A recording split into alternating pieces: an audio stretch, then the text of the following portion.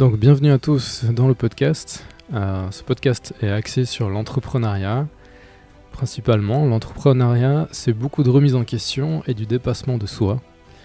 Et parce qu'on est tous entrepreneurs et acteurs de notre propre vie, j'aimerais vous apporter une autre dimension avec cet épisode. Il y a quelques mois, j'ai vu une émission sur la RTS avec un reportage sur un homme paraplégique qui testait un exosquelette.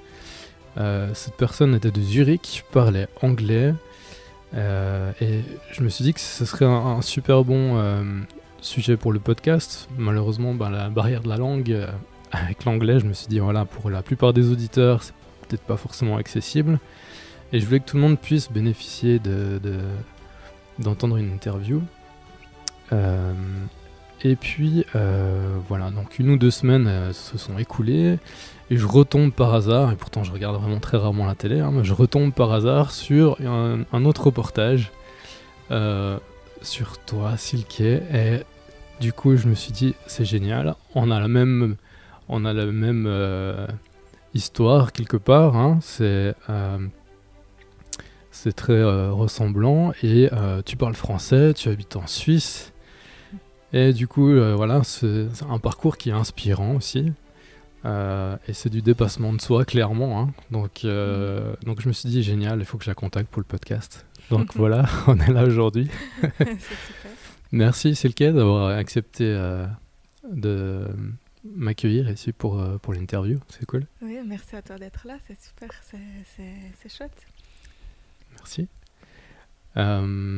Est-ce que tu veux nous remettre un petit peu en contexte avant l'accident, qu'est-ce que tu faisais comme travail? Quels étaient tes passe-temps? Quels étaient tes passe-temps? Qu'est-ce que tu faisais?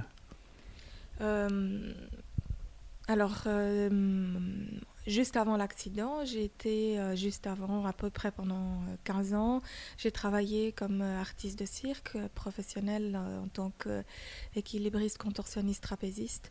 D'accord. Avant de faire l'école de cirque, c'était l'école nationale du cirque de Berlin. J'ai été athlète en plongeon, trampoline. Ok. Et gym, avant de faire le plongeon, c'était en gym. Et donc, j'ai toujours été dans les sports acrobatiques. Et puis, comme c'était ma passion, et je le sentais un peu comme une vocation de faire ce métier du spectacle, je faisais à côté de ça encore de la danse et du théâtre.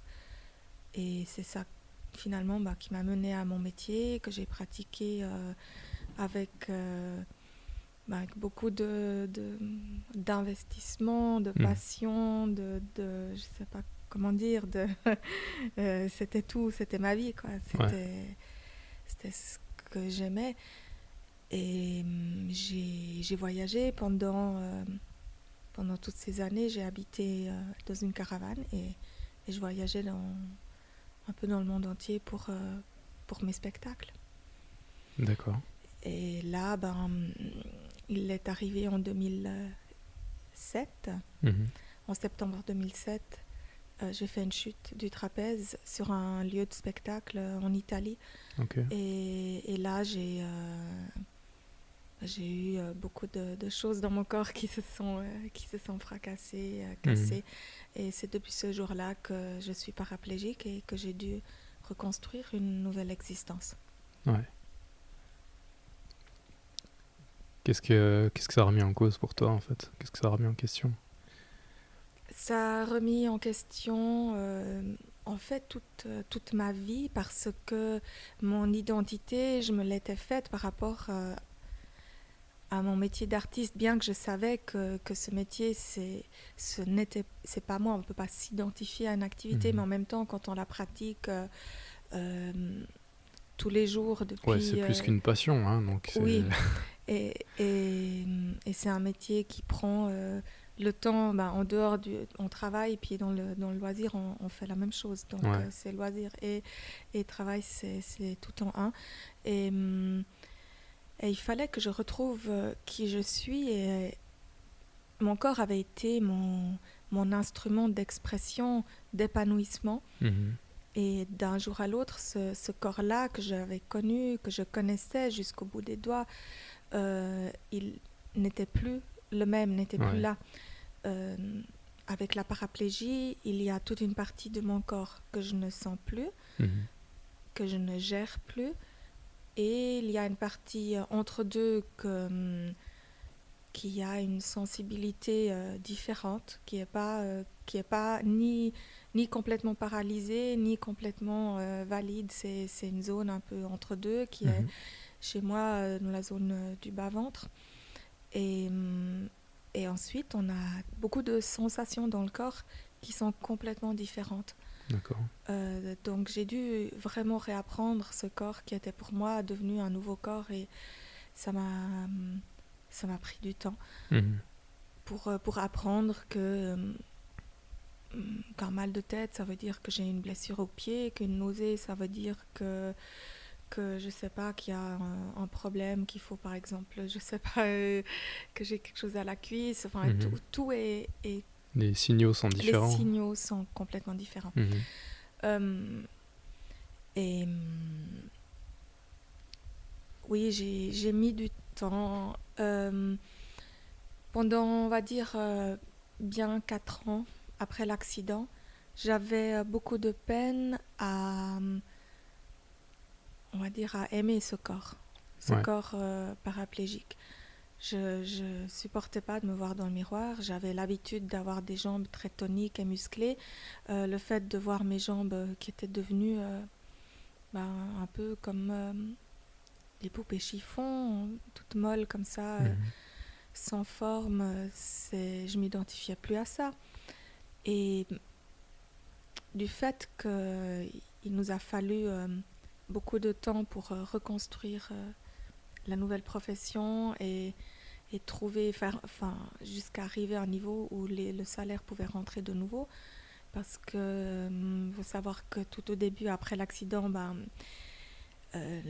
notre assurance, mon assurance accident n'avait pas pris en charge les frais.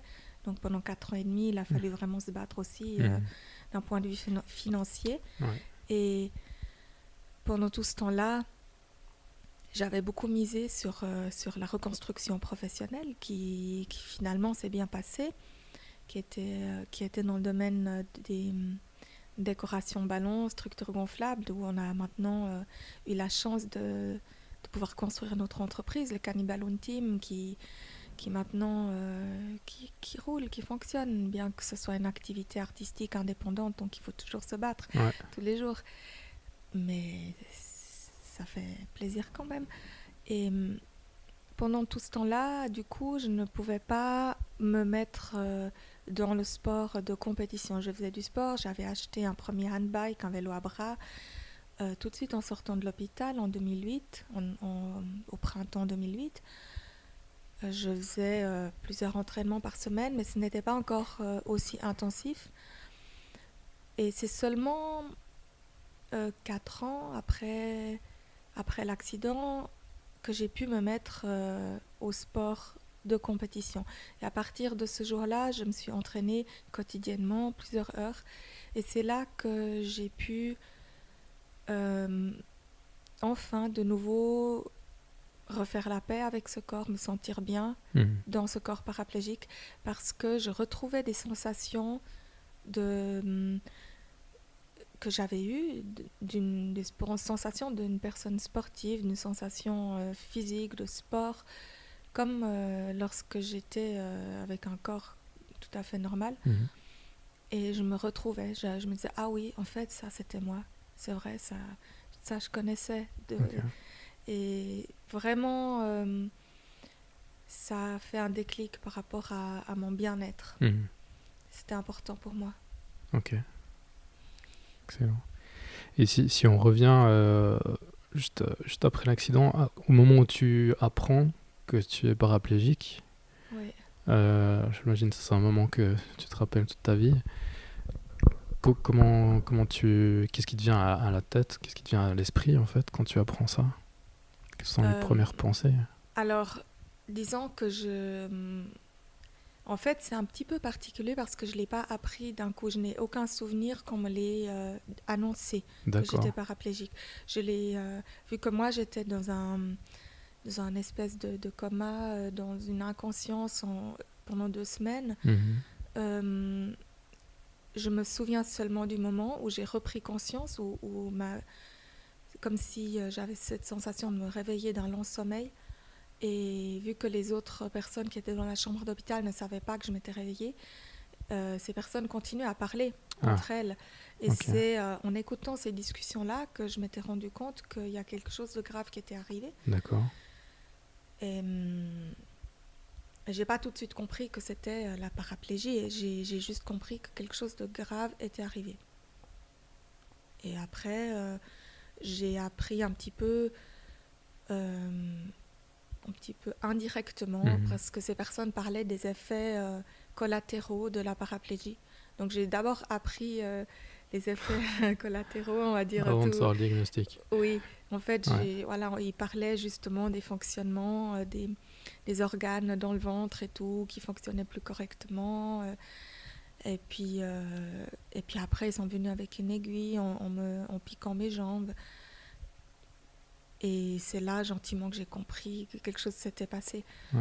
Euh, Au moment où j'ai pris conscience que quelque chose de grave était arrivé, j'ai plus eu cette sensation de,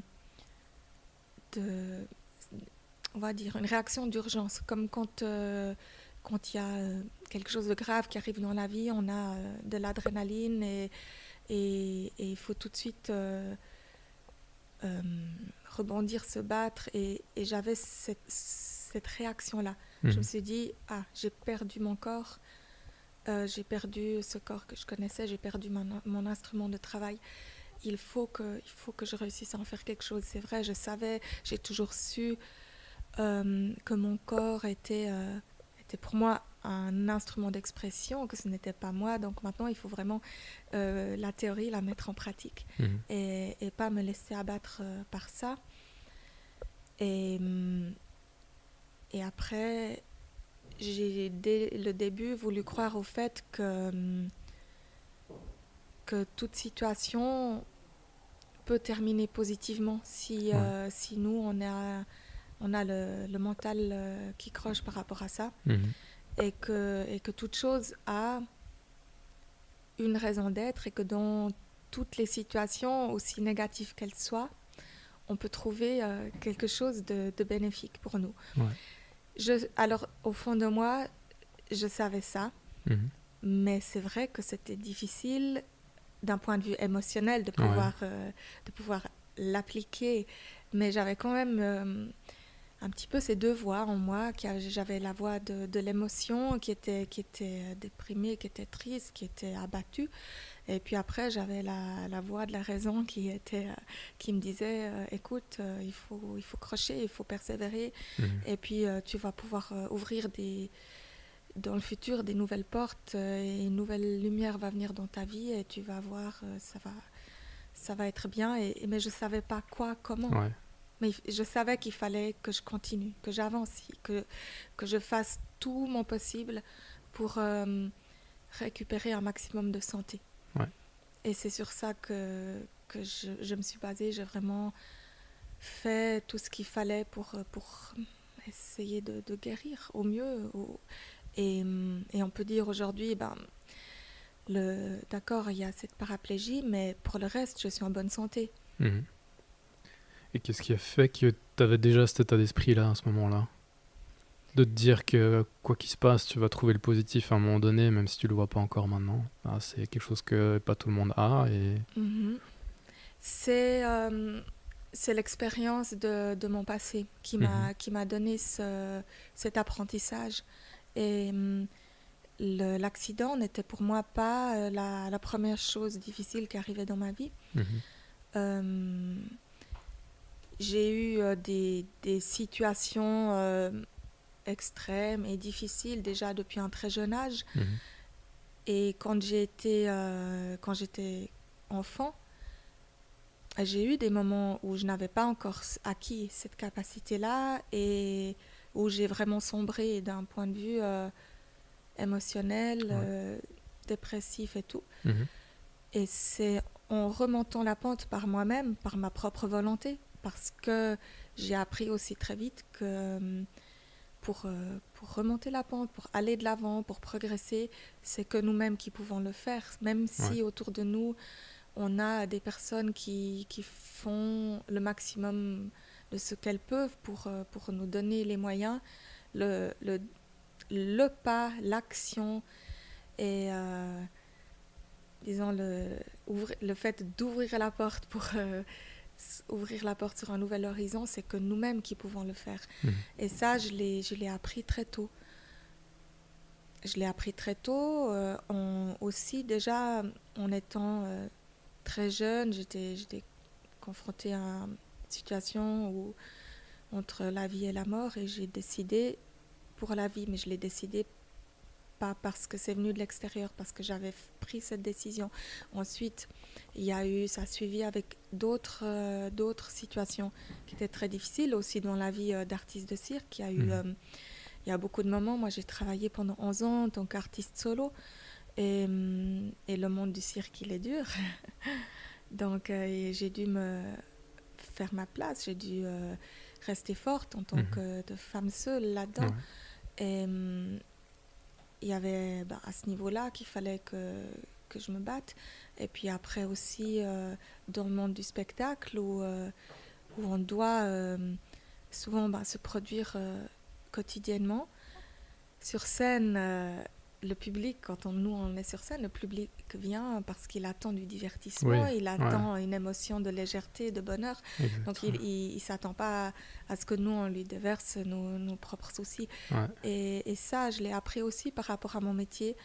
À chaque fois que j'allais sur scène, je me conditionnais positivement.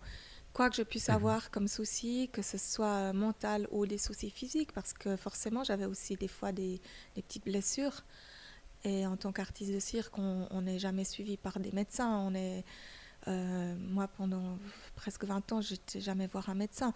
On se soigne par soi-même, plus ou moins comme on peut. Et puis, quand on a des douleurs, on fait quand même. Et ça ça a été mes outils qui m'ont aidé au moment de l'accident, où je me suis dit, comme dans le spectacle, maintenant je vais me conditionner positif, je vais continuer à sourire, parce que en cherchant quelque chose de positif et en essayant de donner du positif aux personnes qui viennent me voir dans ma chambre d'hôpital, Mhm. eh ben, c'est peut-être comme ça que je peux le créer. C'est comme une petite plante qu'on a en nous, une petite Mhm. graine, et puis Ouais. c'est à nous de choisir laquelle des graines on arrose, la graine du négatif ou du positif. Et puis je faisais vraiment cet effort, Ok. malgré mes souffrances, mais je faisais cet effort de, de vouloir chercher ce qui pouvait encore être constructif et ce qui pouvait être porteur d'espoir dans ma vie à ce moment-là. Ok. Excellent. C'est impressionnant. T'avais quel âge quand tu avais cet état d'esprit-là? Alors, au moment, donc il y a eu des moments très difficiles dans ma vie. C'était entre 7, 8, 9 ans. Vers 9 ans, c'est là que j'ai eu un souci où je me suis dit que, ok, maintenant je vais décider de vivre. Et puis, où j'ai fait vraiment ce choix Mhm. de vouloir prendre ma vie en main. Et à partir de cet âge-là, j'ai continué dans cette option. Ok. J'ai continué à me dire c'est moi qui tiens ma vie en main, Ouais. c'est moi qui suis responsable de ma vie. Et puis même s'il y a des moments où je me sens abattue, c'est que moi qui peut remonter au sommet de la montagne. Ouais. À 9 ans, c'est une sacrée maturité quand même, hein. J'ai eu, il faut dire de la chance ou pas de la chance, mais il faut le prendre comme de la chance. J'ai eu certains événements de vie qui m'ont fait mûrir rapidement. Mhm. Et c'est vrai que quand j'étais enfant, beaucoup de personnes disaient que j'avais une maturité qui n'était pas de mon âge, mais en même temps, j'étais peut-être aussi trop sérieuse pour mon âge. J'avais peut-être, par rapport à certaines choses, je voyais trop la vie comme un adulte déjà, alors que ça aurait peut-être été bien que je puisse avoir un peu plus de légèreté. Mais peut-être que j'ai compensé ça à l'âge adulte, justement, en étant dans le métier du spectacle et de l'événementiel, où j'ai été justement rechercher ce côté du rêve. Puis ça continue maintenant avec les ballons, en fait, quelque part. Oui, c'est ça, dans les ballons, on est dans l'événementiel, dans le divertissement, dans les couleurs. Et on crée des moments on va dire, de plaisir et d'évasion pour les gens. Et en même temps pour nous aussi, quand on crée ce genre de choses, parce qu'on a créé des paysages en ballon qui allaient avec de 200 à 400 000 ballons. Ça a commencé ça a commencé avec, laissez-moi réfléchir, 20 000 ballons sur 200 mètres carrés jusqu'à 450 000 ballons sur 10 000 mètres carrés. Donc des paysages de mondes sous-marins, de cosmos, de jungle, de safari, de labyrinthes géants. Et puis c'est vrai que c'est des moments où nous, quand on les construit, on est dans le travail, parce qu'il faut quand même avoir une pensée structurée, un petit peu mathématique, architecture et tout ça pour que les constructions qu'on fait soient solides et tiennent. Mais une fois que c'est créé, c'est un accomplissement, c'est un bonheur de voir ce monde qui est tout à coup, qui a surgi de presque nulle part, de nos cartons. Puis de voir après les gens qui regardent aussi, je pense que c'est aussi de voir satisfaction. Oui, tout à fait. De voir les gens qui sont là, de les voir s'émerveiller, et puis des adultes qui disent « Ah, mais j'ai l'impression de redevenir enfant », et puis c'est drôle. et l'avantage avec les ballons, c'est qu'on peut créer quasiment tout. Donc tout ce qu'on imagine, bien sûr, il faut une certaine technique, il faut un apprentissage, il faut de l'entraînement. Mais une fois qu'on a acquis ces bases, on peut créer vraiment tout ce qu'on imagine, des mondes, des créations, des animaux, des châteaux, taille réelle, où les gens peuvent aller se promener à l'intérieur, des personnages d'un autre temps. Et c'est fabuleux qu'on ait réussi à en faire un métier finalement, et de vivre de ça. C'était un défi qu'on a voulu relever au moment de l'accident. Il fallait se reconstruire. Mon mari avait déjà fait une formation en tant que décorateur ballon, parce qu'il s'était dit, au moment où il voudra changer de carrière après avoir été artiste de cirque, il voudrait se lancer là-dedans.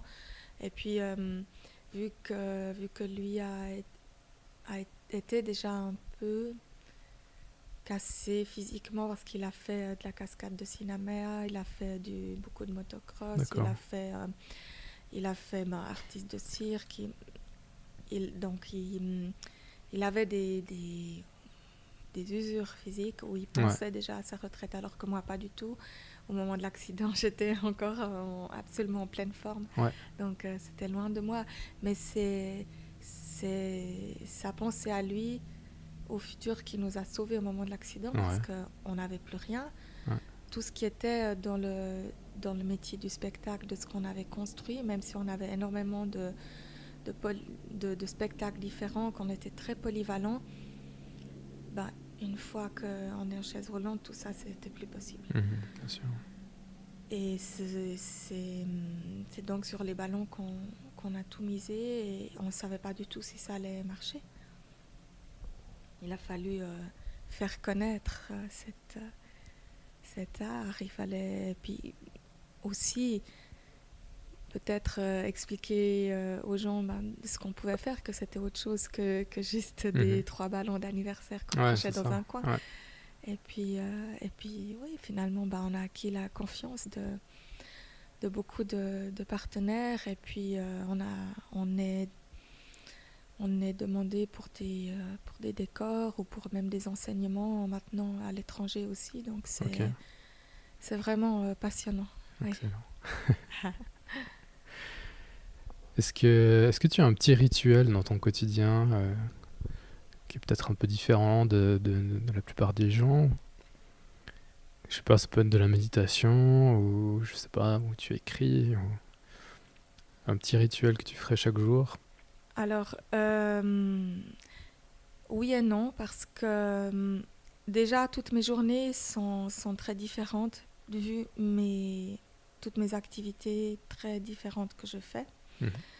Et du fait que je me déplace beaucoup, je suis quand même beaucoup en voyage, malgré le fait que je suis, on va dire, officiellement devenue sédentaire et je suis plus nomade, mais dans la pratique, je suis assez nomade encore. Ok. Et, j'ai des petits rituels, mais qui sont imposés par mon handicap. Mhm. Parce que cet handicap nécessite des heures de soins quotidiennes, Oui. auxquelles je ne peux pas échapper. Et pour supporter ça et pour pas devenir impatiente pendant que je fais ces soins, alors que j'aurais d'autres choses bien plus intéressantes à faire, il faut dire que ça me prend, ces soins dus au handicap me prennent entre 3 et 4 heures par jour, donc 3 heures minimum, ça tourne plutôt autour des 4 heures. D'accord. Et c'est vrai que pendant cette période, vu que mes mains sont occupées à faire des choses, des gestes qui sont maintenant tellement habituels, que ça fait tous les jours depuis 11 ans que je les fais, que j'ai plus besoin de trop réfléchir. Et ça, c'est des moments où j'aime bien méditer, j'aime bien... oui, d'abord, c'est un petit peu des fois, on va dire, laisser aller mes pensées, et puis après, vraiment, essayer de rentrer dans des états comme ça de méditation qui sont aussi pour moi souvent des sources d'inspiration par rapport au quotidien, ou qui me permettent de revoir mon quotidien différemment, ou de tout à coup prendre conscience de certaines choses dont je n'étais pas consciente au moment où je suis dans le flux, dans l'agitation, dans le stress. Là, on est pris dans l'action. Et quand tout à coup, on peut se laisser aller à une certaine profondeur et à se défaire de on va dire, c'est comme une force centrifuge qui nous tire à l'extérieur de cette roue qui tourne tout le temps. Et quand on peut un peu revenir au centre, et puis où toute cette agitation se calme, ça me donne aussi des idées sur mon futur, ou des prises de conscience par rapport à mon quotidien ou à mon passé, qui me permettent d'aller de l'avant. Et grâce à ça, j'arrive maintenant à apprécier aussi ces moments de soins, parce que du coup, j'en fais autre chose. Ouais. Et on va dire mes rituels, c'est un peu ça. Ouais. Okay. C'est quelque chose d'imposé par la vie, mais que j'ai transformé en faisant quelque chose qui est pour moi, entre guillemets, agréable ou acceptable en tout cas. Voilà, ouais, ok. Très bien.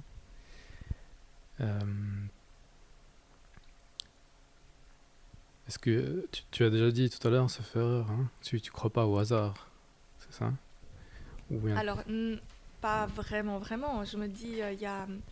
Alors, on va dire comme ça. Je pense qu'on a un certain destin qui est tracé. On a probablement, comme, je sais pas, au début de notre vie, des sommets à des montagnes, et puis des sommets et un cadeau sur le sommet de certaines montagnes. Mais après, c'est à nous, on a toujours le libre choix. Je pense qu'après, c'est à nous de choisir si on a envie de grimper ces montagnes, si on a envie d'aller chercher ces cadeaux, et si on a envie de profiter de la météo du moment, c'est-à-dire des conditions, des opportunités de la vie qui se présentent sur le moment, ou pas. On a des fois, si je vais imager, il y a des tempêtes, des vents forts. Alors, est-ce qu'on va choisir, parce qu'on a toujours notre libre arbitre, est-ce qu'on va choisir de se mettre face au vent et de vouloir aller contre le vent, ou est-ce qu'on va choisir d'aller absolument où on veut, mais de prendre la moindre résistance et d'avancer de profil, ou est-ce qu'on va choisir de se laisser aller où le vent nous pousse? Et peut-être que ça nous mène dans 3 directions différentes, et dans ces 3 directions, il y a des montagnes différentes, avec des surprises au sommet qui sont différentes. Mais après, tout ça, ça fait partie, je pense, de notre chemin de vie, et peut-être que ces 3, peu importe sur lequel des sommets on va gravir dans le présent, peut-être qu'au final, ces 3 montagnes vont nous mener sur le même chemin, mais on aura passé par des chemins différents. Et c'est pour ça, je pense que le hasard, c'est aussi, ça doit être une conjonction entre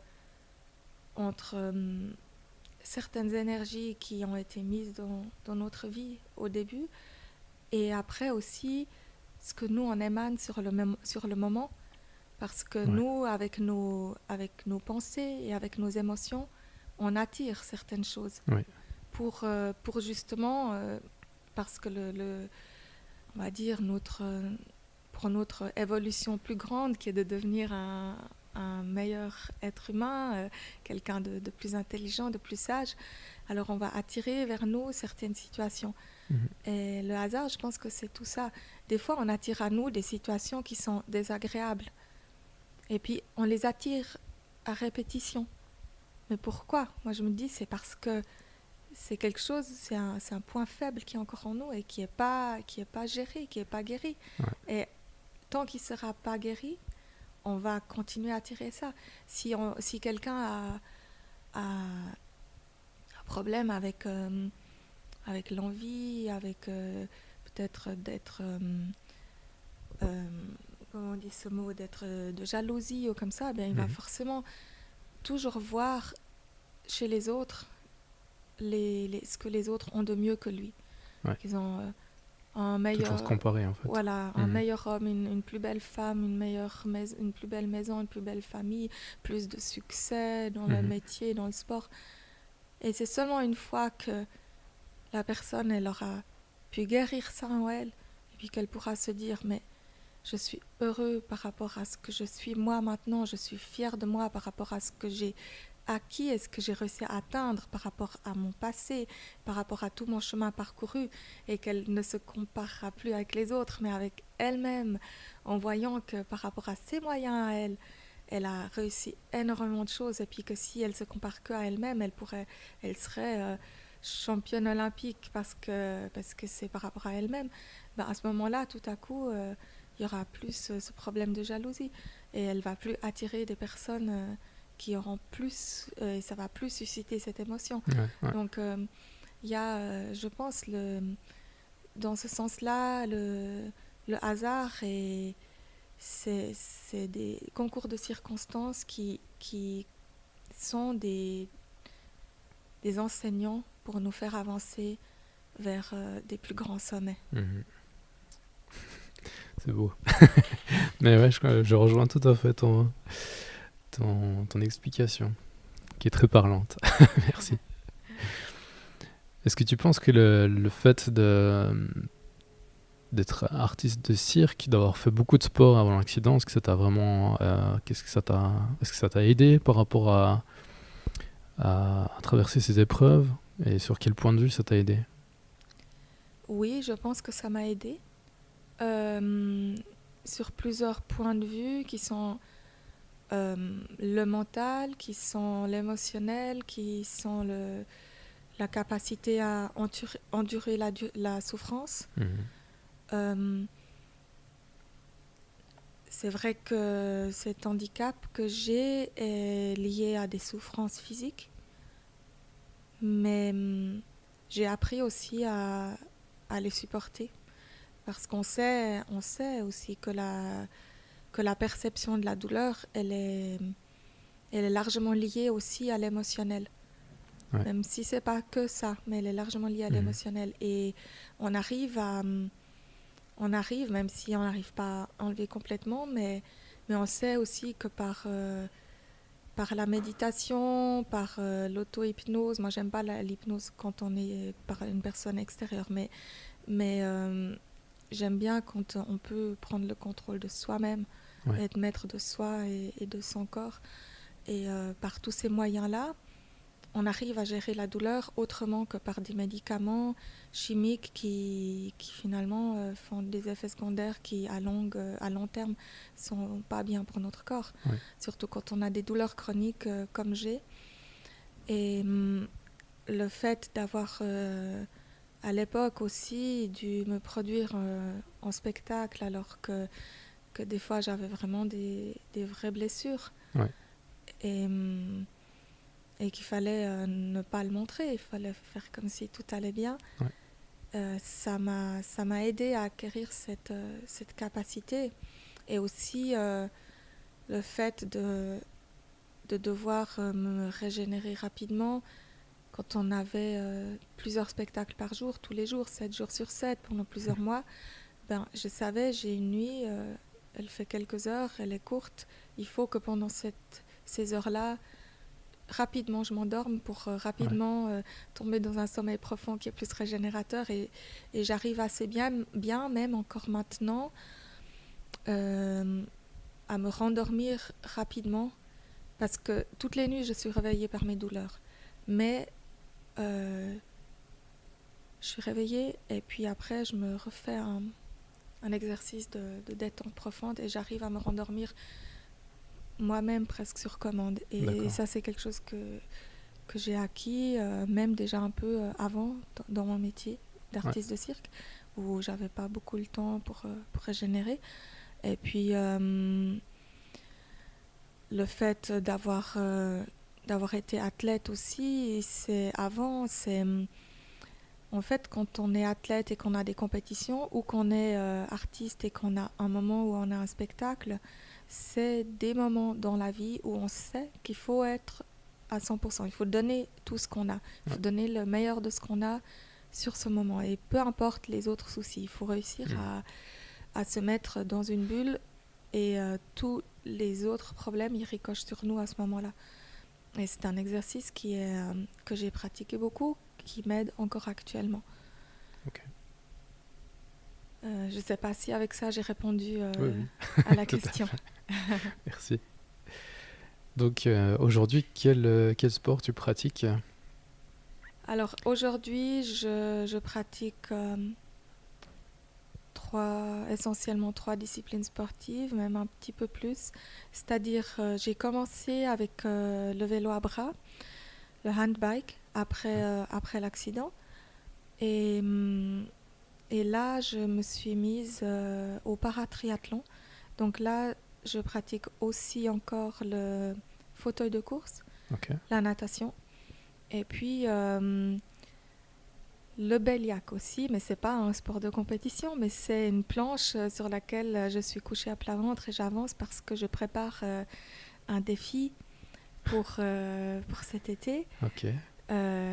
qui va être le tour de 26 lacs, un peu plus de 1000 km en Suisse, où que je vais faire avec 4 sports. Donc le handbike, le fauteuil de course, la natation, et quand la traversée des lacs est trop longue, quand j'ai plus que, on va dire, 3 km à nager, je vais faire le reste en Béliac. D'accord. Ou si c'est un lac de montagne, Je vais faire ça comme ça. Et à côté de ça, je pratique la condition physique, la musculation, qui sont des compléments pour garder une musculature équilibrée et qui est aussi une prévention avec l'âge par rapport à mes articulations pour pas avoir le moins possible d'arthrose et de ce genre de soucis. Ouais.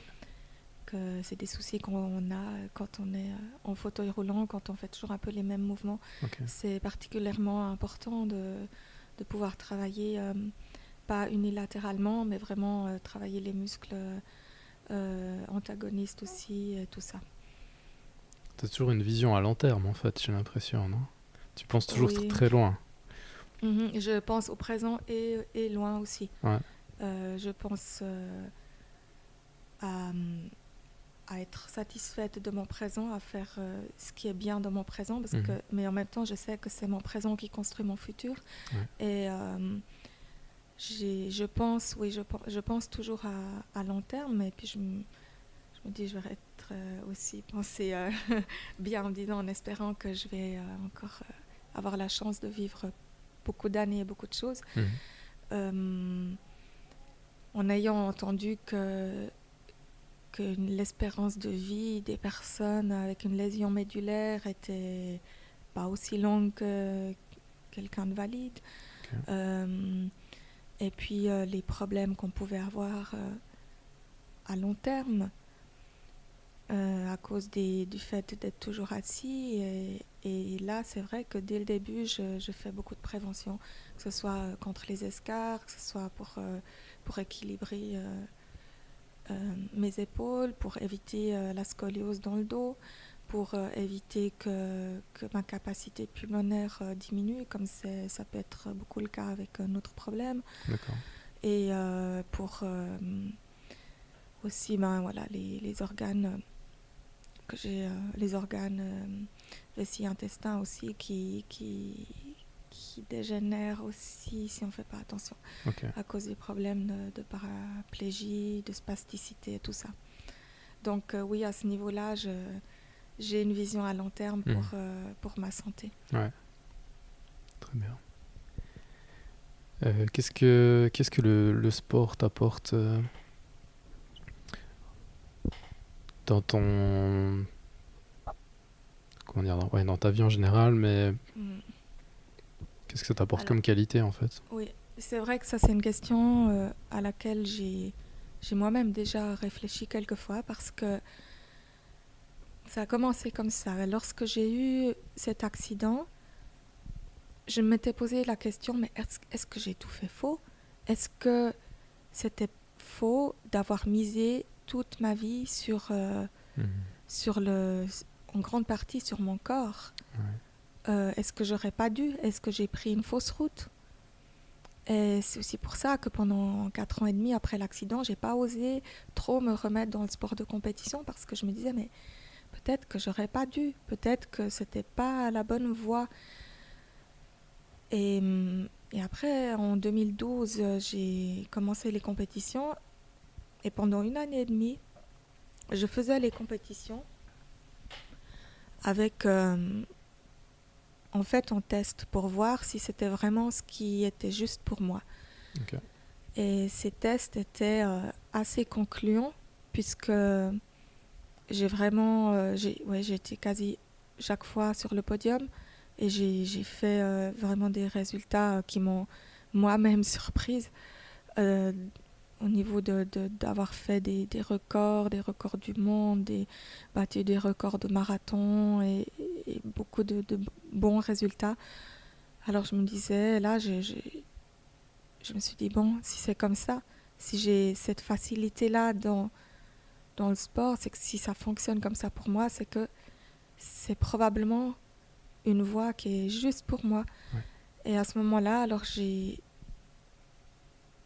réfléchi et j'ai vu que le fait de travailler sur son corps, c'était un travail sur le mental.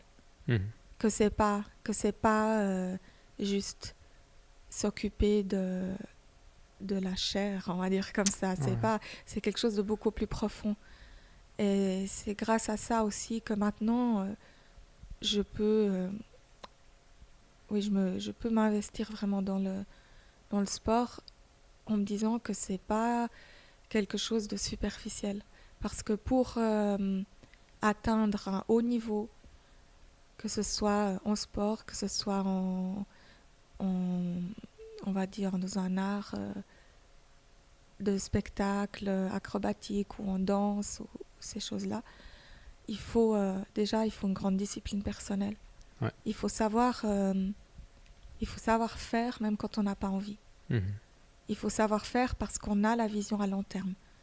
Il faut se dire, aujourd'hui, il fait froid dehors, aujourd'hui il pleut, aujourd'hui j'ai des courbatures, aujourd'hui j'ai 1000 autres choses à faire dans la journée.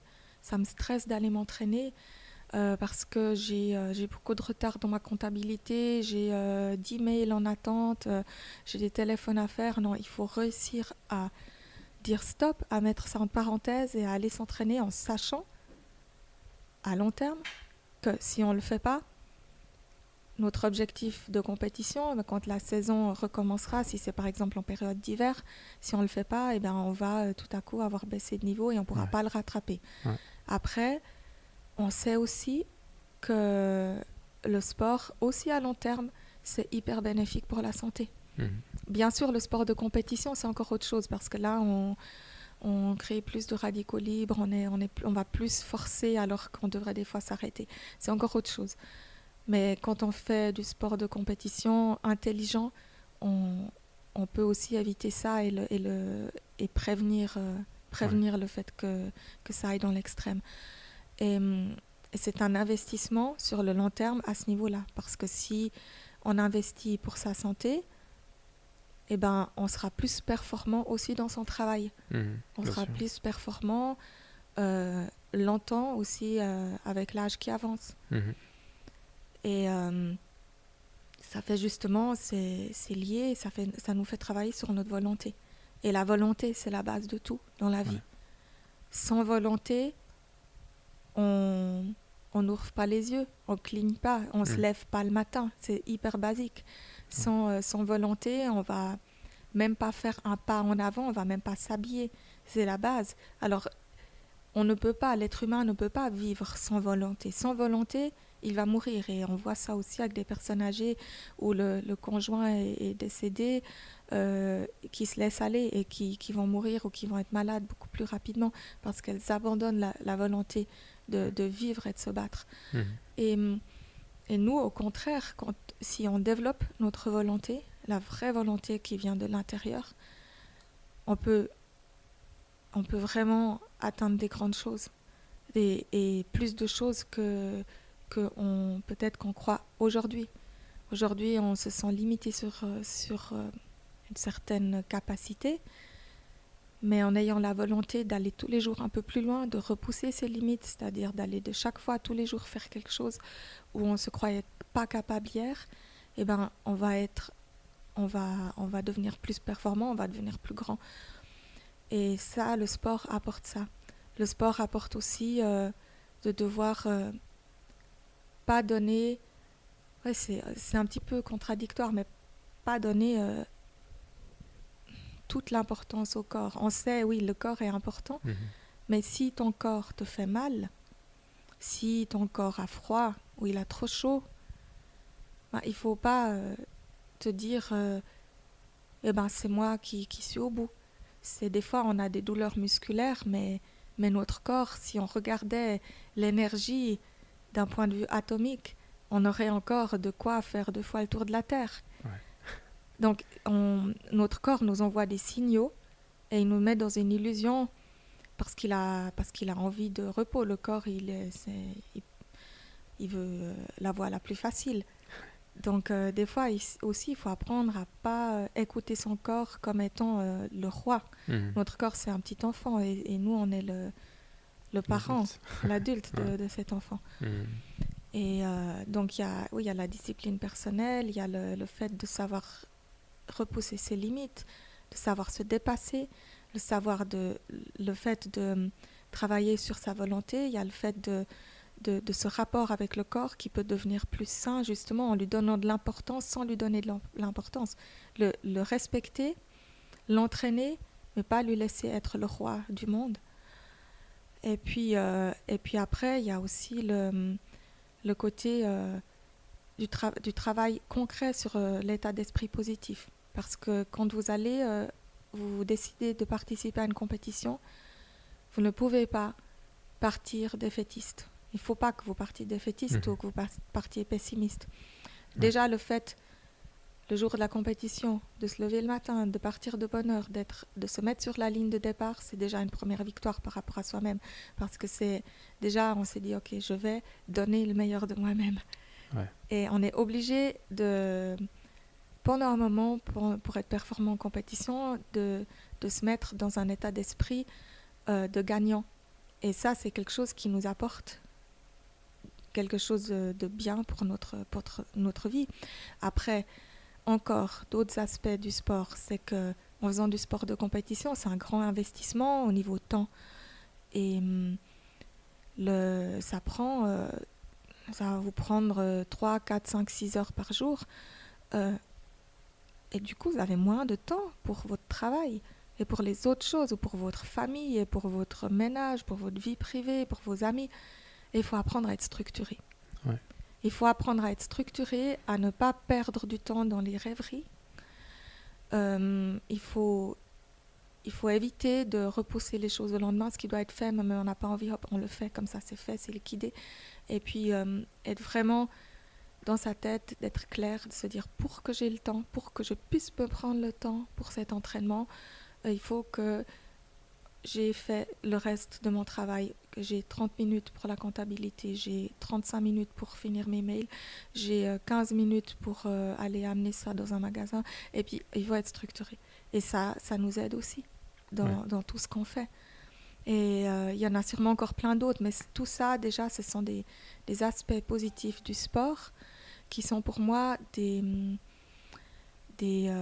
choses qui font que le sport, le fait de travailler, de s'améliorer dans un sport, nous apporte un plus dans la vie en général, et pour notre caractère, pour notre mental, pour notre intelligence. Ouais. Merci. J'ai vu que tu avais reçu dernièrement la médaille du mérite sportif, c'est ça, hein? Oui. Tu peux nous en parler un petit peu? C'est vrai que moi, j'ai été très touchée d'avoir reçu ce mérite sportif, parce que ça fait quand même beaucoup d'années que je suis dans le sport de compétition, et j'avais jamais vraiment reçu de reconnaissance. Enfin, à part une médaille à l'arrivée d'une course, j'avais jamais reçu de reconnaissance vraiment. Oui, j'avais reçu quand j'ai fait les 7 majeurs, j'ai reçu le titre de grand maître honorifique. Ça, c'est quelque chose de particulier parce que j'étais la première personne en vélo à bras qui avait gravi en 7 jours cette col alpin de plus de 2000 mètres. Wow. Mais après, un mérite par rapport à l'ensemble de ma carrière sportive, j'avais jamais reçu, et j'étais touchée que ça se soit vu, enfin qu'il y ait des personnes qui ont prêté attention, parce qu'apparemment, lorsqu'on m'a remis ce mérite, ils avaient vraiment mentionné pas seulement mes résultats de compétition, mais aussi les défis personnels que je fais, que j'appelle l'ultra-paracyclisme alpin, que depuis 2016, là, ça fait 3 ans que chaque année, je fais un grand défi. Cet été, c'était la traversée des Pyrénées en 10 jours, 800 km, 26 cols alpins et 18 000 mètres de dénivelé positif. Et c'est vrai que là aussi, c'est pour moi ce genre de défi, ça me permet c'est nouveau, ça me permet de montrer à moi-même, et puis à des personnes qui vivent avec un handicap, avec une maladie, ou même pas ça, qui juste se disent je vais pas être capable, de se dire il faut des fois juste faire le premier pas, il faut y aller. Puis après on a fait le premier pas et on croche, on continue. Et tout à coup on se rend compte qu'on a de l'énergie et de la force en nous insoupçonnée. C'est clair. Et ça nous grandit intérieurement. Moi, j'ai pas tout de suite commencé avec la traversée des Pyrénées. J'ai d'abord fait la Suisse à bout de bras, les 13 cols alpins suisses, les plus mythiques, avec le handbike aussi. Et d'ailleurs, c'est de ça que j'avais parlé dans mon livre, La conquête de nouveaux sommets. Et après, j'ai suivi avec le Mont Ventoux, que j'ai enchaîné avec les 7 majeurs dont j'ai parlé tout à l'heure. Mais c'est aussi pour moi une manière de retrouver un autre aspect du sport qui soit hors compétition. Parce que c'est beau, la compétition, ça nous permet de nous frotter, ça nous permet d'aller plus loin parce que on a justement ce côté de se comparer, mais se comparer positivement et puis d'aller vraiment au bout de soi-même. Et après, quand on fait des défis dans la nature, dans les montagnes, il n'y a pas de médaille au bout.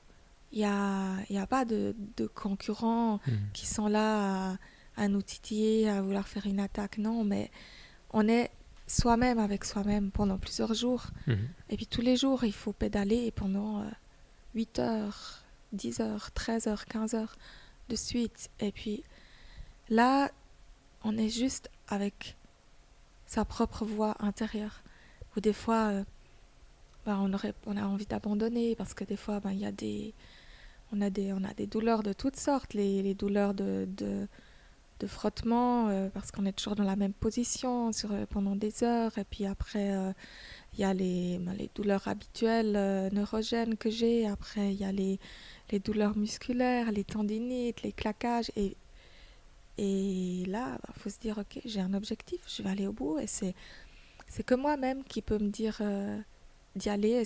Et c'est moi-même aussi qui pourrait m'arrêter et puis me dire, oui, mais pourquoi finalement il n'y a personne qui me regarde? Je pourrais m'arrêter là, je pourrais m'arrêter à l'ombre, sous un arbre, profiter du soleil, fermer les yeux.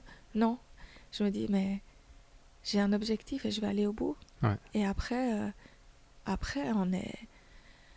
on a gravi une marche de plus par rapport à soi-même, parce qu'on a été au bout de quelque chose et on n'a personne à l'extérieur qui nous a fouettés.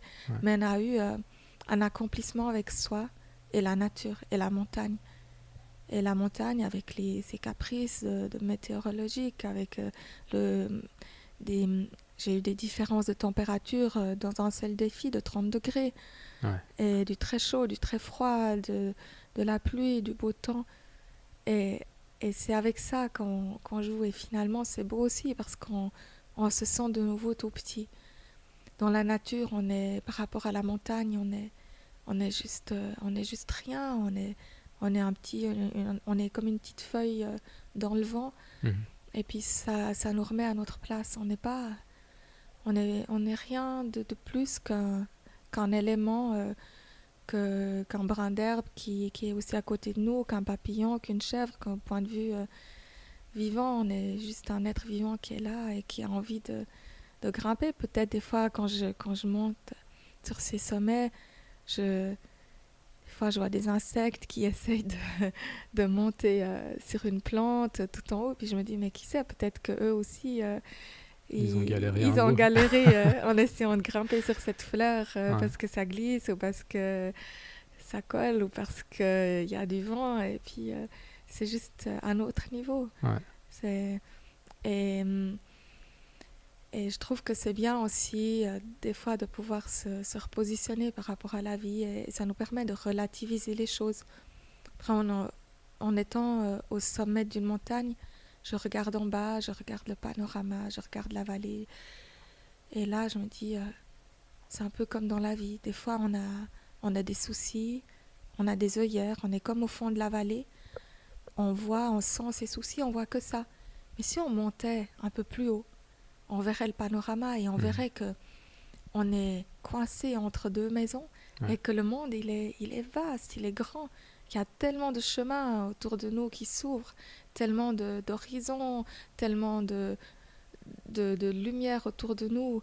On pourrait aller plus loin, on pourrait voir ça différemment. Et puis pour moi, c'est toujours des images symboliques comme ça qui me permettent de me donner une nouvelle force pour mon quotidien. Ouais.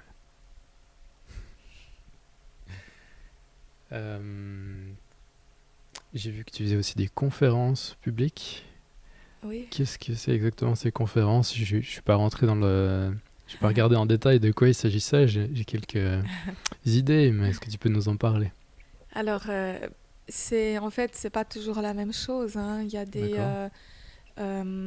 On m'avait appelé après l'accident, à temps en temps, à donner des conférences témoignages par rapport à mon expérience, par rapport à ma vie.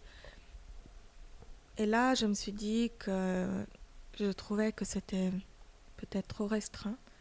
J'ai fait encore une formation dans le coaching de groupe.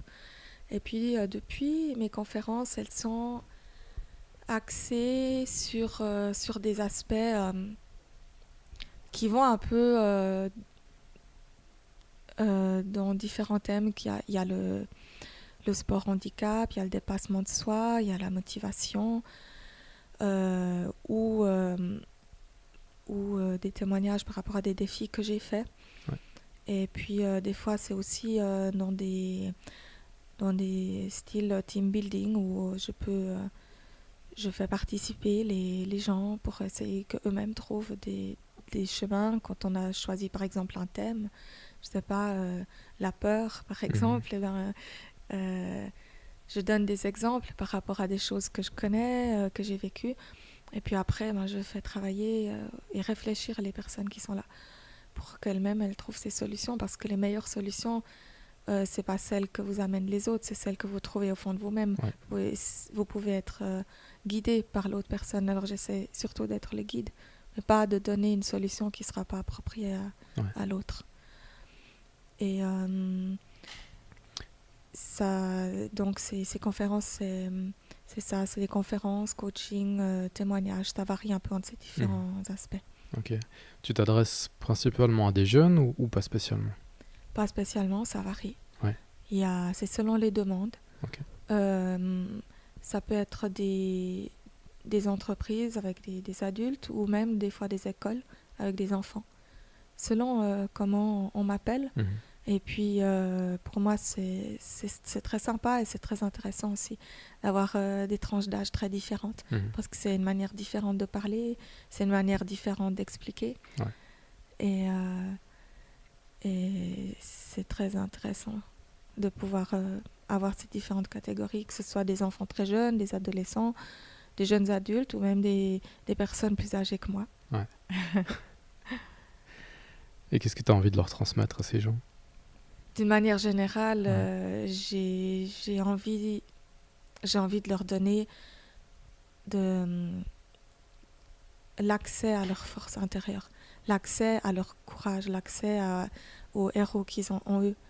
Parce que tout le monde peut être génial, mais souvent, surtout quand on est adulte, on a comme un nuage autour de nous, on a comme un manteau, on se protège parce qu'on a été blessé, parce que on a eu peur, on s'est fermé, donc on a des blocages psychologiques, et puis on a des souvenirs, alors on reste dans des carcans de pensée, alors qu'on pourrait penser différemment, qu'on pourrait penser d'une manière plus créative, mais on s'est habitué. Si par exemple il y a un événement qu'on a fait qui a tourné 3 fois mal, ben on va être conditionné, on va se dire si je fais ça, ça va tourner mal.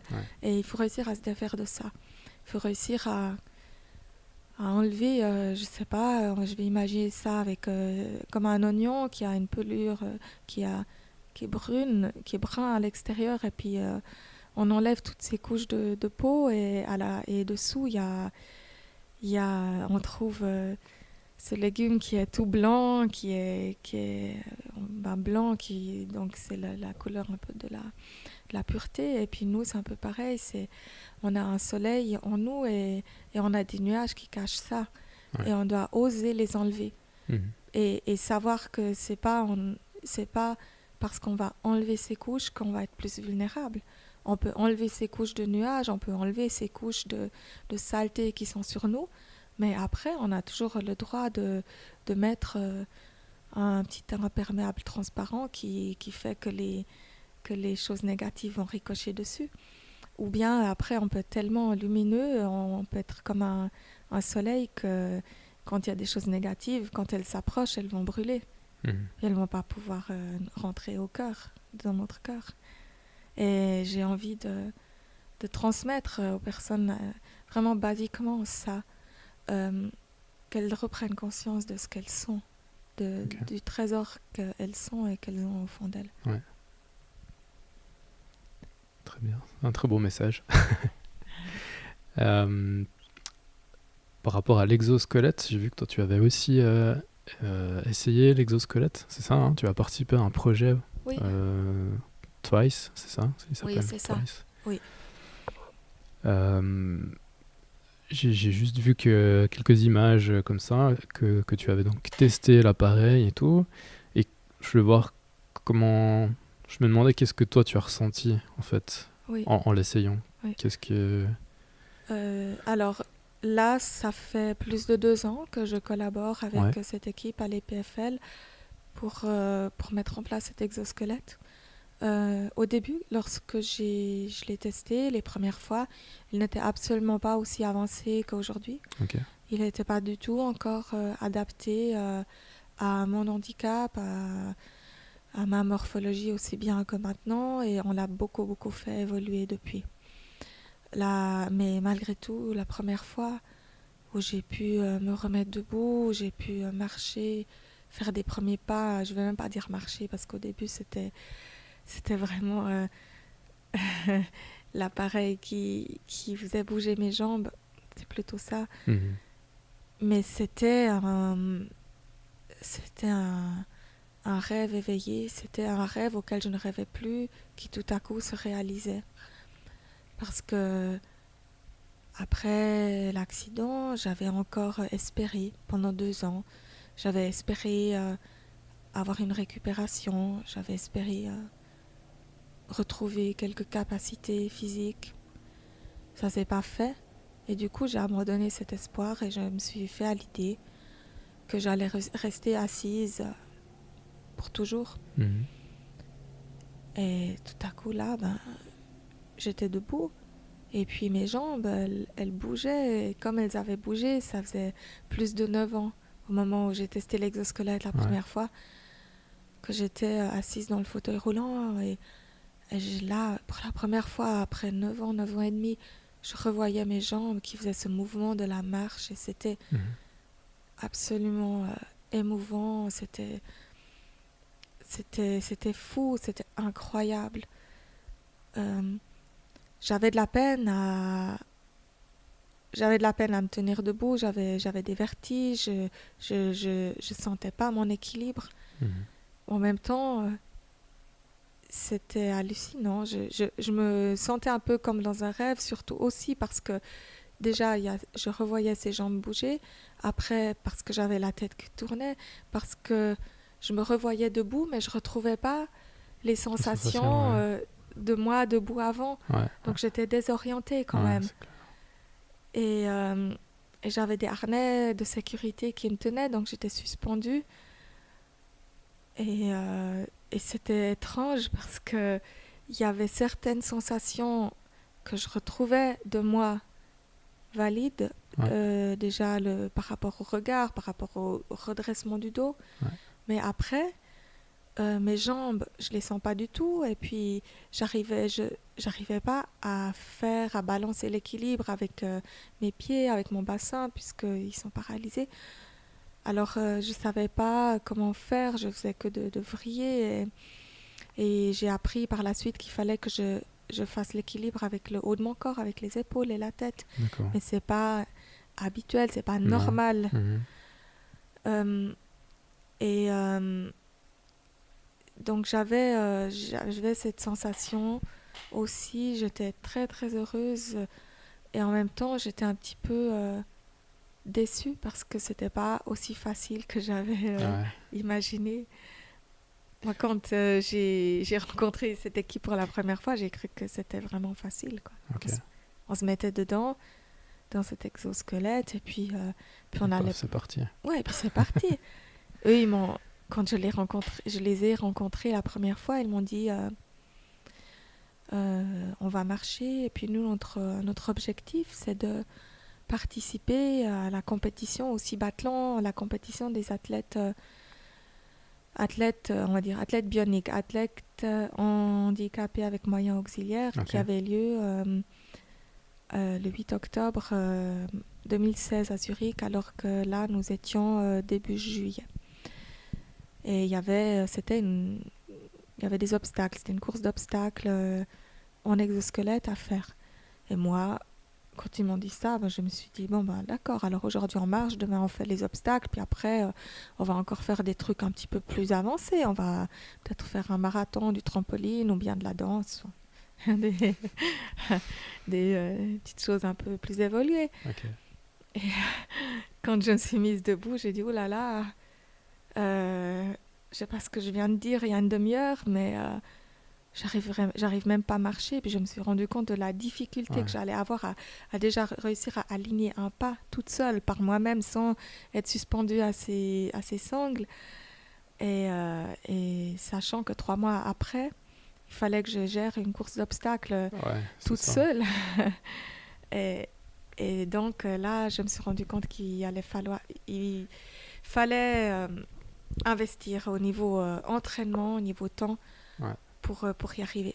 Mais il fallait aussi que eux ils améliorent la machine, j'imagine. Aussi, Ouais, c'est ça. c'était une symbiose entre tout ça. Ouais, ouais. On s'est entraîné presque quotidiennement et eux, ils étaient absolument efficaces, c'était impressionnant.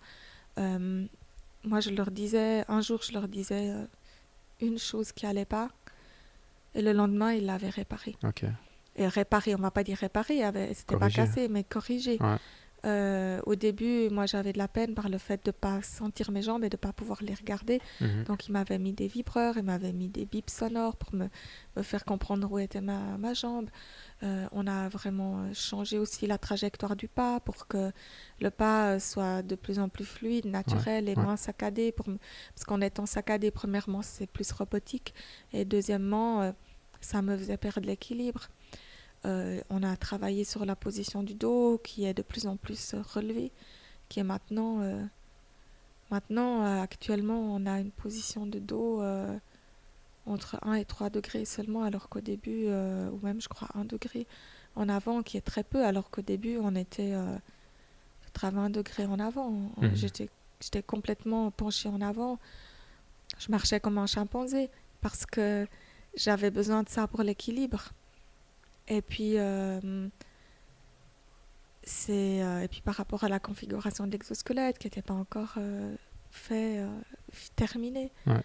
Donc on a beaucoup, beaucoup travaillé. Moi, j'ai amélioré ma technique, j'ai amélioré mes capacités et parallèlement, les ingénieurs ont énormément fait progresser Mhm. cet exosquelette. Il a évolué en 3 mois à une vitesse grand V. Ok.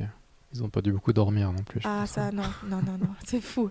Ils ont fait des nuits blanches, mais comme pas possible. Ouais. Et puis, donc l'exosquelette, en fait, t'as les jambes qui sont attachées dans un guide, en fait, en quelque Oui, sorte. oui. Ça vient jusqu'à quoi? Milieu du dos? Quelque chose comme ça? Chez moi, ça vient jusque sous la poitrine. D'accord.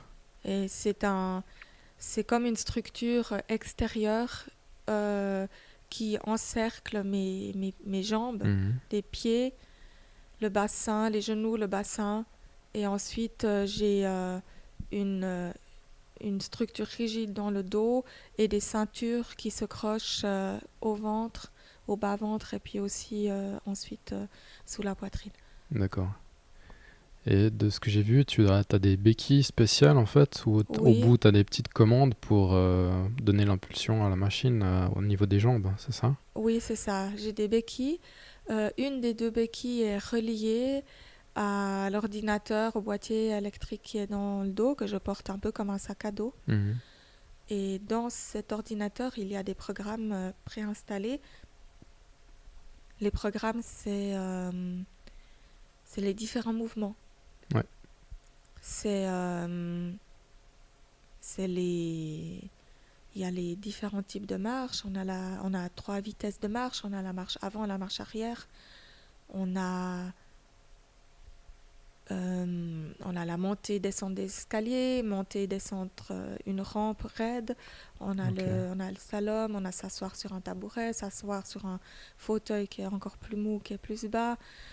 On a le fait aussi de s'arrêter pour pouvoir rester debout et puis lever une béquille. Par exemple, dans la course d'obstacles, il fallait ouvrir une porte avec une main, donc il fallait pouvoir se mettre en équilibre sur les pieds sans devoir se retenir avec les 2 béquilles. Ok. Et puis, il y a toutes ces différentes marches, ces différents mouvements. Moi, avec la béquille, j'ai des boutons pour aller chercher ces programmes et puis après une gâchette pour actionner chaque mouvement. Ok. Comment tu sais sur quel programme tu es? Parce que j'ai une montre, j'ai une montre sur laquelle j'ai des petits icônes qui me montrent où je suis. D'accord, ouais. Ok, sacré équipement. Ouais.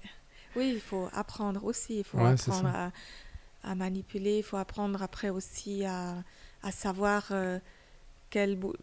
savoir sur quel bouton appuyer sans regarder. Mhm. Mais ça, à force maintenant, j'ai pas besoin de regarder les boutons. Donc là, tu l'utilises encore? Vous faites encore des tests? Oui, C'est tout à fait. encore d'actualité, ouais. Oui, c'est très d'actualité. On vient d'ailleurs de sortir le prototype 2, le deuxième, le Twice One, Ok, et qui est le même exosquelette, mais plus fin dans sa construction, ok. avec des moteurs plus puissants, qui fait que lorsque je monte un escalier ou une rampe, je n'ai plus besoin de pousser moi aussi fort sur mes bras. D'accord. Je dois juste travailler sur la position du corps pour ne pas tourner. Et avec cet exosquelette-là, maintenant, je peux m'installer toute seule dans l'exosquelette. Alors qu'avant, il fallait que des personnes me portent. Ouais, d'accord. Ouais. Donc ça, c'est les grands changements. Une belle évolution, ça. Oui. Et le fait qu'il ait des moteurs plus puissants, ça permet à des personnes plus grandes, plus lourdes que moi, de l'utiliser aussi. Ok. Où il y a juste les segments après qui doivent être adaptés à la longueur des jambes. D'accord. Donc on continue à évoluer. Là, récemment, ce nouveau prototype est sorti. On continue à travailler dessus pour rendre la marche toujours plus naturelle, toujours plus rapide. Et puis aussi sur des nouveaux mouvements qu'on va mettre en place là en début d'année. Ok. Si tu regardes en arrière et puis que tu penses à ces 11 dernières années qui se sont écoulées, à tout ce que tu as traversé comme épreuve, tout ce que tu as accompli, tout ce que tu as évolué, Ouais. qu'est-ce que ça t'évoque? Qu'est-ce que tu as comme sentiment quand tu repenses à tout ça? Je me dis que j'ai bien fait de ne pas me laisser m'enfoncer dans la boue et de me dire qu'un accident, c'était forcément la fin du monde et la fin de la vie. J'ai vécu plein de choses, j'ai continué à vivre avec passion, avec une vie multicolore. Et malgré cet handicap, j'ai aujourd'hui une vie qui me ressemble comme j'avais une vie qui me ressemblait avant cet handicap. Parce que j'ai une vie qui est très riche, je rencontre énormément de personnes, je voyage beaucoup, je fais beaucoup de choses différentes. Je peux continuer à être active aussi pour beaucoup d'associations, de fondations, pour aider des personnes qui sont dans ma situation. Après aussi avec ce travail de la collaboration avec l'exosquelette, c'est aussi c'est un travail qui est hyper intéressant. C'est pour moi, mais c'est pour les autres, Bien c'est pour sûr. les personnes, pour les générations futures de personnes qui vivent avec un handicap. Et puis, euh, et puis moi, avec le sport, j'ai continué à avancer. J'ai eu des défaites, j'ai eu des désillusions, j'ai rencontré des personnes qui m'ont déçue. J'ai eu des moments où je me suis fait mal, j'ai eu des blessures physiques et émotionnelles. Mais je me suis relevée à chaque fois. Et en regardant en arrière, c'est vrai que j'ai eu beaucoup de fois où je suis tombée, mais autant de fois que je me suis relevée. Et ça me prouve que on peut se relever à chaque fois. Mm. Là, je suis peut-être physiquement assise, mais mentalement, je me suis relevée. Ouais. Et pour moi, c'est ça qui compte.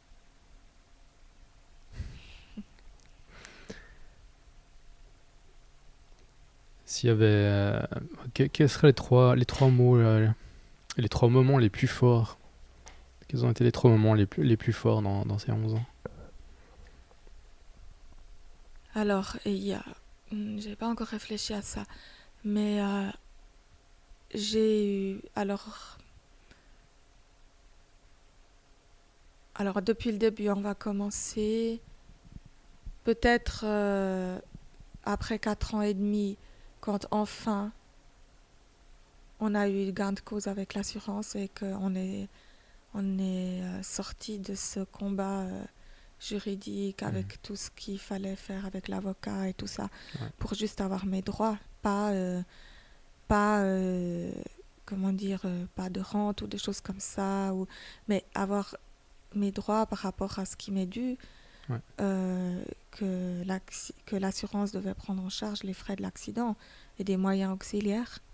Ça, c'était un grand combat et c'était un grand soulagement. Et enfin, à ce moment-là, à partir de là, on a pu investir dans notre propre entreprise, vraiment, dans nos locaux, investir pour avoir un vrai atelier de décoration. Moi, j'ai enfin pu me mettre au sport de compétition. On a enfin pu déménager et prendre un appartement plutôt que de vivre en caravane. Donc ça a été un grand changement positif et un beau virage après l'accident. Mhm. Après, il y a eu quelques succès sportifs. On va dire,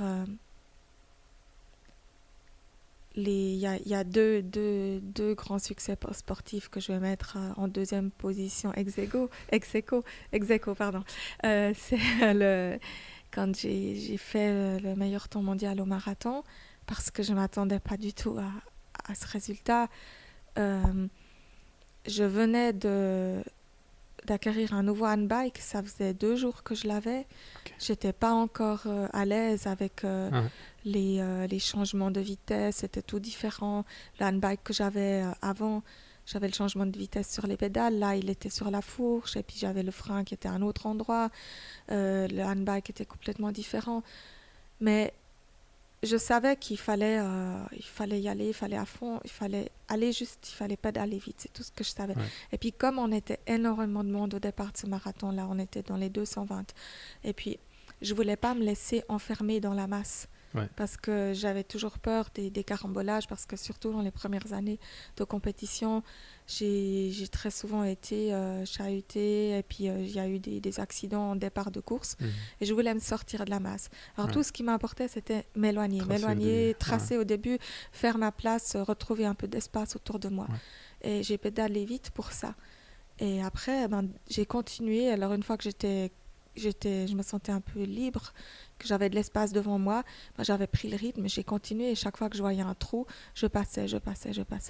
Et puis j'étais déjà surprise d'être arrivée première parmi les femmes, et après quand on m'a dit que j'avais fait le record du monde, c'était juste incroyable, quoi.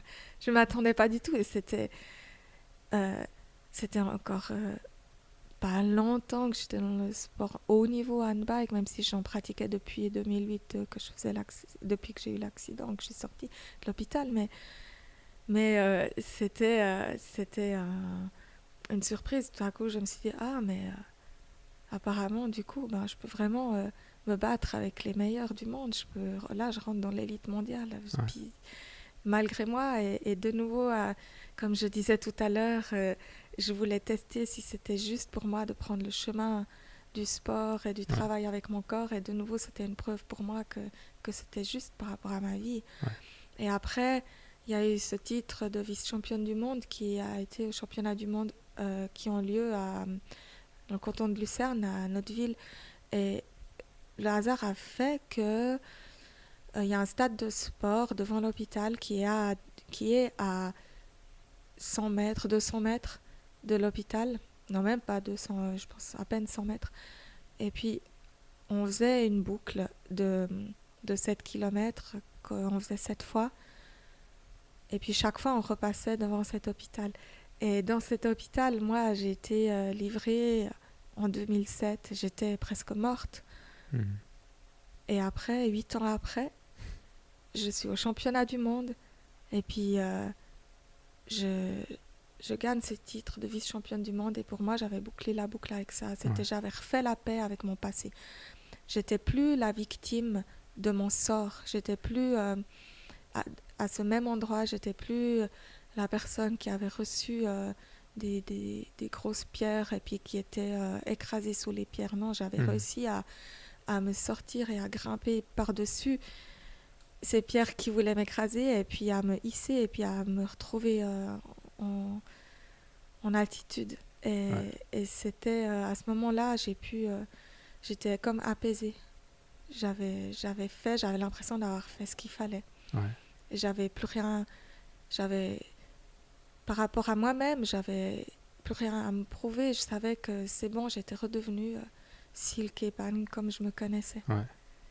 Et ça, c'est les deux. En fait, je vais mettre ces deux succès sportifs en deuxième position. Et puis après, la troisième position, moi, c'est les défis personnels, les aventures sportives et alpines. Parce que malgré les grands succès en compétition, j'ai eu des désillusions aussi. Et les désillusions avec la fédération allemande, dont je ne fais plus partie maintenant. Mais il y avait vraiment eu des choses très négatives qui s'étaient passées, d'un point de vue surtout humain. Mais j'ai subi vraiment du mobbing pendant plus de 2 ans et ça m'a beaucoup fait souffrir et je tenais parce que je voulais encore arriver jusqu'au jeu de Rio. Et après, quand j'ai été qualifiée, j'étais dans l'équipe présélectionnée, mais justement pour ces raisons humaines, relationnelles et incompréhensibles, je vais dire aussi, j'ai pas été au jeu de Rio 2016. Et c'est là que moi, j'ai décidé de vouloir de nouveau mettre un virage. J'avais perdu à ce moment-là, j'avais complètement perdu le plaisir du sport. Je supportais plus le handbike. Ça m'avait tellement fait de mal. Je supportais plus de voir un handbike. Je voulais arrêter complètement. Et je m'étais rendu compte que c'était pas normal parce qu'au départ, ce sport, il m'avait permis de retrouver mon identité, il m'avait permis de me ressentir bien dans ma vie, dans mon corps, et il m'avait permis de travailler sur moi, comme sur tous ces aspects du mental dont j'ai parlé tout à l'heure. Alors j'avais besoin de trouver quelque chose pour me reconnecter à ce plaisir que j'avais eu à la source. Et c'est là que j'ai entrepris la Suisse à bout de bras, les 13 cols alpins suisses, 13 grands alpins suisses, dont le Nüfnen, le Grimsel, la Fourca, le Grand Saint-Bernard, San Bernardino, tous ces grands beaux cols. Et puis j'ai enchaîné avec, et ça m'a fait, c'était nouveau un déclic pour moi, pour me dire, mais c'est super les compétitions, mais il faut pas rester focalisé là-dessus, il faut pas se laisser manipuler par les compétitions, parce qu'en étant athlète, on est soumis à beaucoup de règlements, on est soumis au bon vouloir de certains sélectionneurs. On peut faire tous les bons résultats qu'on veut, on peut avoir fait tous les meilleurs points de qualification du monde. S'il y a un sélectionneur qui aime pas notre tête, qui veut pas nous prendre, il nous prend pas. Et il n'a aucune excuse, aucun argument à donner. Et on est tellement tributaire, on est tellement esclave que moi, j'avais besoin aussi de pouvoir reprendre les rênes de ma vie. Et en faisant mes propres défis, c'est moi qui peux gérer. Et là, j'avais pu retrouver vraiment ce bonheur, et ce bonheur d'être active à travers mon corps et de retrouver le fait que mon corps, malgré le fait qu'il ait un handicap, il est puissant, il est une machine à produire de la performance, et malgré le fait qu'il ait une déficience à un certain endroit, ça ne veut pas dire qu'il ne peut pas faire des records du monde, et même des records du monde qui sont non classés, parce que quand je fais ces défis, chaque fois j'étais la première personne paraplégique ou avec handicap à les faire, et puis j'ai un petit peu été une pionnière, et j'ai ouvert des voies, et ça aussi c'est mon bonheur, parce que j'ouvre des chemins pour des personnes qui auraient envie de le suivre, et j'ai envie de montrer, j'ai envie à tous ceux qui ont peut-être pas envie d'aller dans le sport de compétition, mais qui ont juste besoin de voir la vie, de s'ouvrir à la vie, qu'il y a d'autres moyens. Voilà.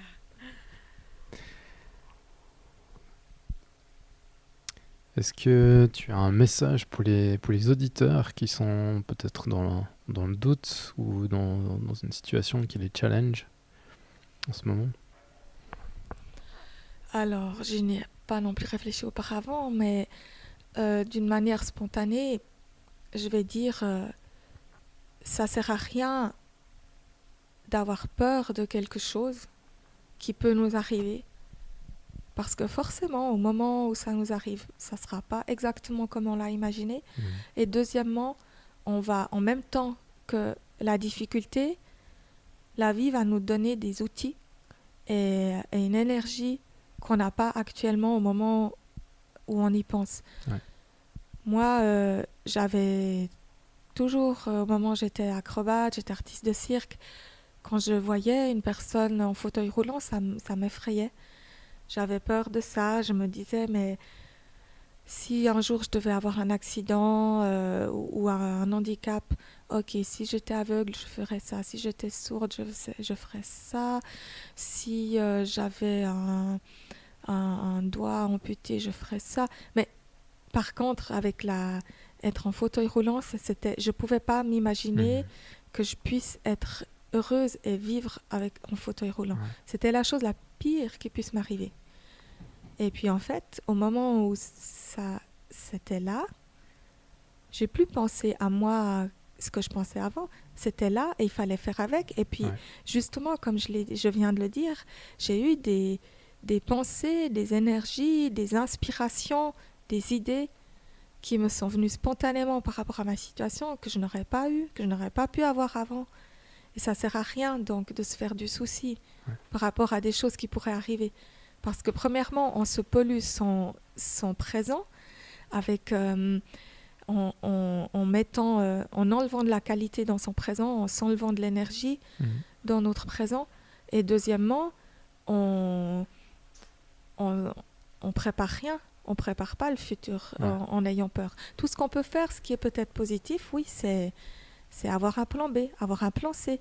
Mais dans le positif, de se dire, ah, mais si ça ne marche pas, si par exemple, mon idée de devenir comptable ne fonctionne pas, moi j'adore aussi m'occuper des chevaux, alors je vais continuer à pratiquer ma passion avec les chevaux, et puis si je ne peux pas devenir comptable, eh ben, je peux faire quelque chose avec les chevaux. Puis après, si ça va pas, moi je sais que j'adore aussi m'occuper des personnes âgées. Alors peut-être une fois par semaine, je m'occupe d'une personne âgée, puis on verra. C'est avoir des plans B, des plans C, même si on les pratique pas, mais les avoir en tête.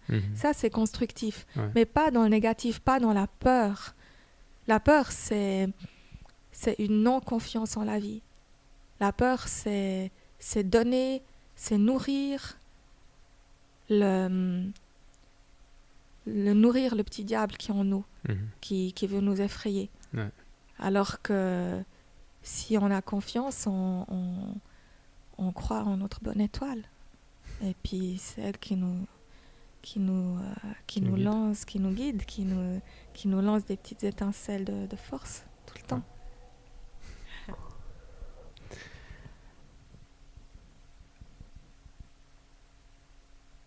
Est-ce qu'il y a une chose que tu as apprise qui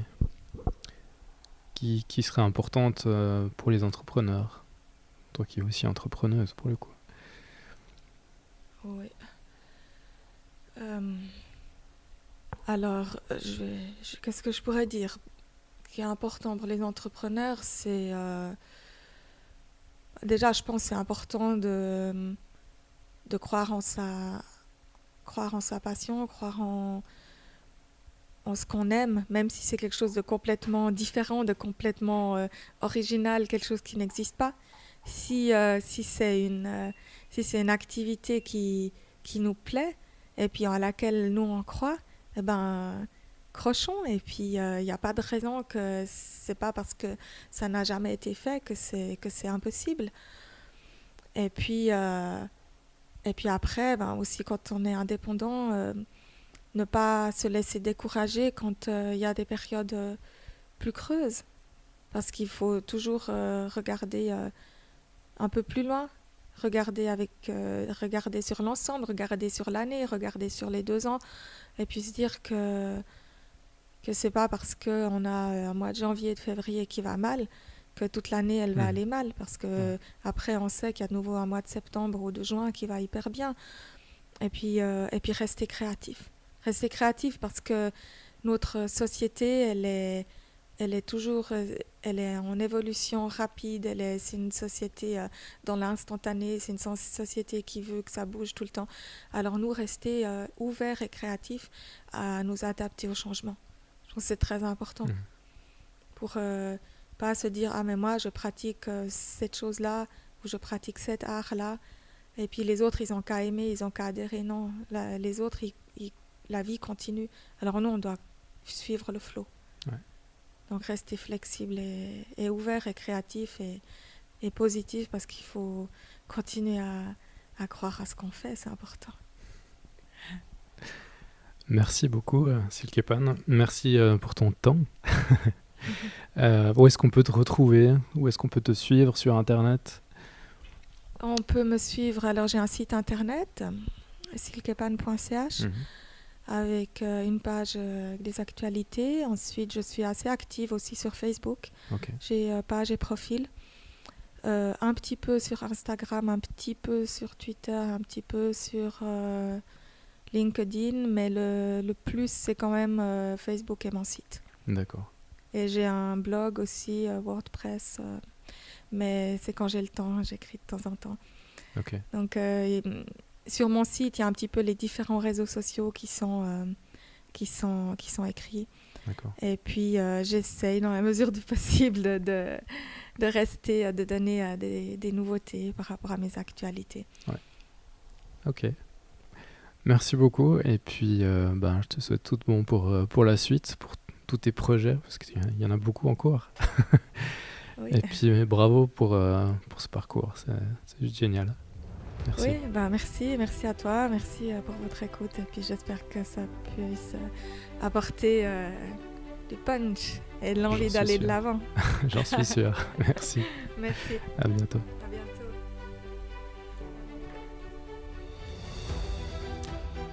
Voilà, j'espère que cet épisode vous a plu. En tous les cas, pour ma part, c'était un réel plaisir de partager cette interview avec Silke. Comme vous avez pu le voir, elle a vraiment un parcours très inspirant, et je pense que cette force de caractère va inspirer beaucoup d'entre nous. Je vous incite à le réécouter en entier, puisqu'il est quand même assez long. C'est le premier épisode qui est aussi long. Il y a beaucoup de matière, beaucoup de valeur ajoutée, donc je propose vraiment de le réécouter peut-être plusieurs fois, ou le réécouter une fois dans quelques semaines. Ça permet toujours de capter des petits éléments supplémentaires.